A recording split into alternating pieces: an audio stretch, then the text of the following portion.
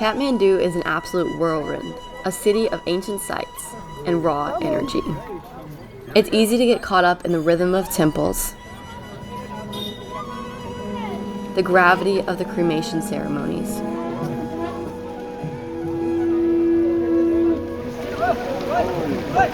and the spirit of resilience around every street corner. But as intriguing as the city is, we couldn't lose sight of why we were here. Kathmandu was the introduction, but our true mission lay far beyond the valley in the foothills of Everest. Wait, you do the sound and then I'll go into the song.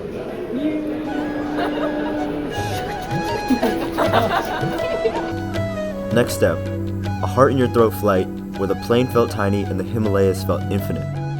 There were stretches of turbulence and thick mist. We wondered if we'd actually make it to the other side of the clouds. Terrain, pull up, pull up, pull up. Phew, that was close. The world's most dangerous airport isn't just a title. It's a reality that hits you the second the wheels finally touch the tarmac. We were down. We were safe. Now the real work began. Excited that we were finally on the trail, we blasted through the streets of the seasonal town of Lukla, admiring the simplicity and prayer flags before entering the sacred Sagarmatha National Park. Here, the mission shifted. The air was thinner, the sounds clearer, and the colors more vibrant. We stopped doing and started being. We passed Mani walls where Om Mani Padme Hum, a Buddhist mantra meaning praise the jewel in the lotus, is carved into the rock. We continue to drop down into the valley where suspension bridges cross the raging Duda Koshi, or Milky River. We even caught up to our porters, the Nepali yak cow breed, the Zos, who can carry heavy loads at altitudes and can also thrive in the sweltering Nepali summers.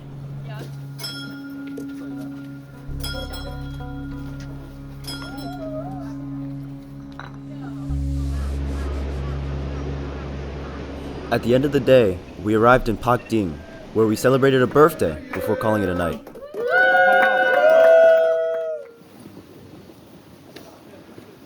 At daybreak, in the shadow of giants, we started up the trail. Once the sun beamed into the valley, our souls were warmed. We had a relaxing, enjoyable hike. We took our time, soaking in the sounds of the valley, the river, and our footsteps.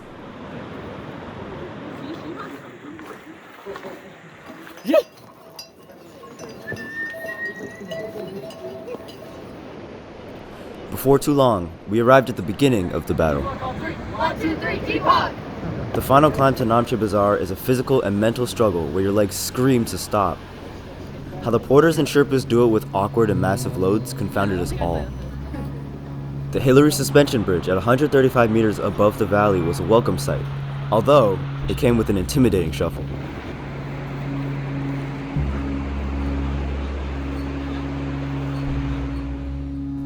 The climb continued to snake through the subalpine forests. We had our first minuscule peak of Everest, but we were hungry for more.